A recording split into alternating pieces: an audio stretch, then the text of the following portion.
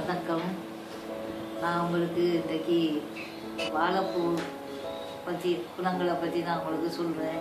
வாழைப்பூ பிள்ளைகளுக்கு பெரியவர்களுக்கும் நல்ல ஒரு சாமான், உடம்புக்கு சுகமான சாமான்.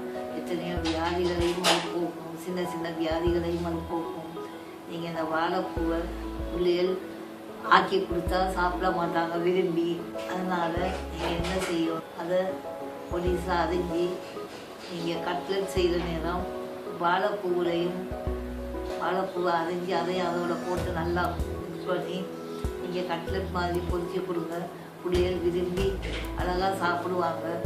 அப்போ பிள்ளைகளுக்கு தெரியாது அது என்ன சாமான் இருக்குதுன்னு தெரியாது, அவங்க சாப்பிடுவாங்க. கட்லெட் தானே வந்து சாப்பிடுவாங்க. அப்படி அந்த பிள்ளைகளுக்கு பழக்கி விடுங்க. வாழைப்பூவை ஆக்கி கொடுத்தா பிள்ளைகள் சாப்பிடாது. செய்வீங்கன்னு சொன்னால் அவங்க விரும்பி கட்லெட்லேருந்து விரும்பி சாப்பிடுவாங்க. அப்படி செய்து கொடுங்க. பீட்ரூட், ராபு, கேரட் இதெல்லாம் தக்கையாக பெரிய பெரிய துண்டாக வெட்டி போட்டு ஆக்கினாலும் அதில் சாப்பிடாது. நீங்கள் இதை பொடிசாக அரிஞ்சு நல்லா கழுவி ஒரு பாத்திரத்தில் வச்சு கொதிக்காக வெங்காயம், கருவேப்பிலை, உப்பு எல்லாம் போட்டு நல்லா எண்ணெயை ஊற்றி நல்லா வதக்குங்க. நல்லா வதக்கி போட்டு கட்டிப்பால் கொஞ்சம் போல கட்டிப்பால் ஊற்றி இறக்கி பிள்ளைகளுக்கு சாப்பிட கொடுங்க. விரும்பி சாப்பிடுவாங்க. நாங்கள் வேறு இதுக்கு பெருசாக வச்சு ஆக்கி அது பிள்ளைகள் விரும்பி சாப்பிடாது.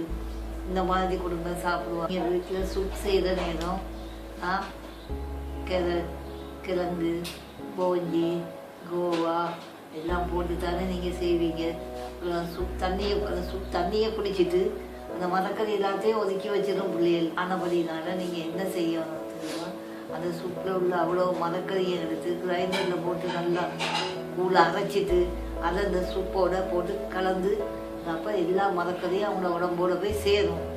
அது அவங்களுக்கு மேலுக்கு பிரயோஜனப்படுற மாதிரி இருக்கும். அதனால் நீங்கள் அந்த மாதிரி செய்து கொடுங்க பிள்ளைகளுக்கு. வீசாதீங்க, அதில் உள்ள மரக்கறியை வீசாதீங்க. நீங்கள் வீசலாட்டி பிள்ளைகள் வீசிடும். பிள்ளைகளுக்கு அந்த மாதிரி செய்து கொடுங்க. மிச்சம் நல்லதாக பிள்ளைகள் விரும்பி சாப்பிடுது எதையோ அதை சாப்பாட்டுக்கு செய்கிற முறையில் நீங்கள் செய்து சாப்பிட கொடுங்க. நான் சொன்னதை இந்த வாழைப்பூவை நீங்கள் பொடிசா அரிஞ்சு கட்லெட் செய்வீங்க தானே. கட்லெட் செய்கிற நேரம் இந்த வாழைப்பூவில் அரிஞ்சு ஒரு கோப்பை வாழைப்பூவை எடுத்து அதோட போட்டு நல்லா செஞ்சு கட்லெட் செய்து கொடுங்க. நல்ல டேஸ்ட்டாக இருக்கும். நான் சொல்கிறேன், நீங்கள் செய்து பாருங்கள். இந்த பிள்ளைகளும் கட்லெட்னு கட்லெட் தானே அது. அந்த வாழைப்பூ எல்லாம் அவங்களோட உடம்புல சேரும் பொழுது எவ்வளவோ நோய்கள் அவங்களுக்கு இல்லாமல் போகும். அதெல்லாம் நீங்கள் கவனமாக, நான் சொல்கிறேன் என்னத்துக்காக பிள்ளைகள் நல்லதுக்காக சொல்கிறேன். எல்லாம் கவனமாக நீங்கள் பிள்ளைகளுக்கு அப்படி செய்து கொடுங்க. ஒதுக்காமல் நாங்கள் இந்த மாதிரி செய்து கொடுக்கும் பொழுது அதுகளில் எல்லாம் உடம்போடு சேர்ந்து அதுகளுக்கு ஒரு சத்துள்ள உணவாக போய் சேரும். பிள்ளைகளும் உன்னையும் ஒதுக்க மாட்டாங்க, அவங்களுக்கு விளங்காது. நாங்கள் எவ்வளோ நல்ல மாதிரி செய்து கொடுக்குறோமோ அவங்களுக்கு பிரியமாக திங்கக்கூடிய மாதிரி நாங்கள் செய்து கொடுக்கணும். நான் சொன்ன மாதிரி செய்து கொடுங்க. வீடியோவில் நான் உங்களை சந்திப்பேன். வணக்கம்.